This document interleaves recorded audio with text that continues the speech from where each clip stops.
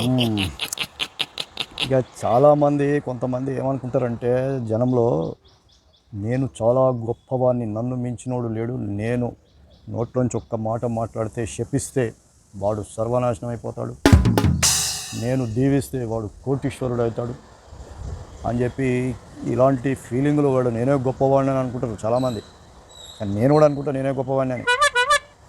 ఓ పెళ్ళామోళ్ళు ఉన్నదనుకో, ఆ పెళ్ళాం అనుకుంటుంది నేను పెళ్ళి చేసుకోకపోతే అసలు వీడు అడుక్కు తినేవాడు, నేను అడుగు పెట్టాను కాబట్టి అదృష్టవంతుడయ్యాడని భార్య అనుకుంటుంది. భర్త నేను చేసుకోకపోతే అసలు ఏ పనికిరానుడో ఏ బిచ్చగాడనో చేసుకునేది దానివి నువ్వు అని ఇట్లా గొడవలు జరుగుతూ ఉంటాయి. ఎవడికి ఆడికే ఫీలింగ్ ఉంటుంది.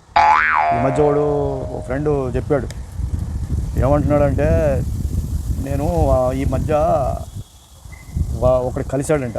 కలిసి ఊరికి అన్నాడట, అరే నీకు ఏం లేదులే, దొరుకుద్దులే, మంచి బిల్డింగ్ కొంటావులే తొందరగానే, ఎందుకు ఏం పర్వాలేదులే, నీకు అదృష్టం బాగుంది నీకు అని చెప్పి అన్నాడట. అన్న తర్వాత ఒక 2 నెలలకు కలిసిన తర్వాత వాడు గృహప్రవేశానికి పిలిచాడట.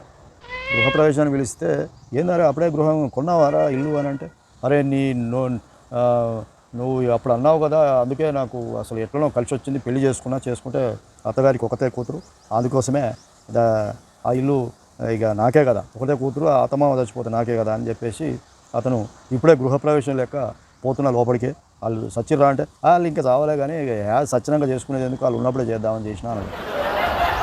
అయితే ఈడు నాకు వచ్చి చెప్తున్నాడు, నేను ఆ రోజు అనకపోతే, అరే నువ్వు త్వరలోనే కొంటావు లేరా బాబు, బాధపడకు, నువ్వు నీకు ఎందుకు రా నాయన, ఇల్లు వస్తుందిలే, పెళ్లితోటో లేకపోతే పిల్లతోటో పిల్లం అడుగుపెట్టుడుతోటో ఇట్లా అదృష్టాలు వస్తాయి, నేను చెప్తున్నా కదా నా నోటితో అన్న నీకు జరుగుతుంది పో అని అన్నాడు.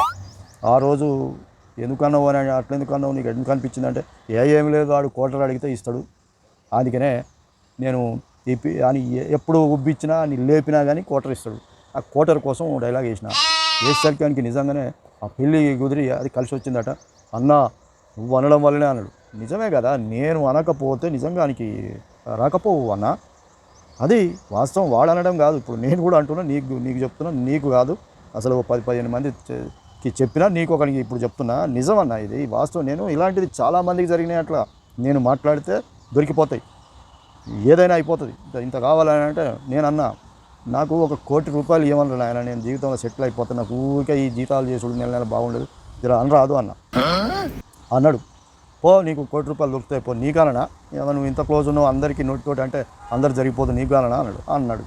అన్నాక ఒక 6 నెలలు అయిందాక మధ్యలో కలిసినా కానీ ముచ్చట తీయలే. 6 నెలలకు ఒకసారి అడిగిన, ఏదిరా నాయన ₹1,00,00,000 అంటే నువ్వు బతికినంత కాలంలో ఎప్పుడో అవుతుంది అంటాడు. నువ్వు ఇప్పుడే పోయినావా, పోలేగా, ఇంకున్నావుగా, అవుతుంది ఎప్పుడో 10 ఏళ్ళకో 2 ఏళ్ళకో 5 ఏళ్ళకో, ఇప్పుడు 6 నెలలే కదా అయింది అంటుండు. అమ్మా ఇలాంటి వాళ్ళు చాలామంది ఉంటారు అనమాట. నేను ఆయనకి కోటర్ ఇప్పలేదులే, కోటర్ ఇప్పలే, ఏది ఇప్పలేదు. కాబట్టి ఆడు ఇంకా జరుగుతుంది, మస్తుగా జరుగుతుంది, సమయం ఉంది ఇంకా, నువ్వు పోయేలోకి వస్తాయని అంటుండు. అమ్మ ఇట్లా ఉంటారనమాట సొంత డబ్బా కొట్టుకుంటోళ్ళు. ఆయన బాగున్నారు.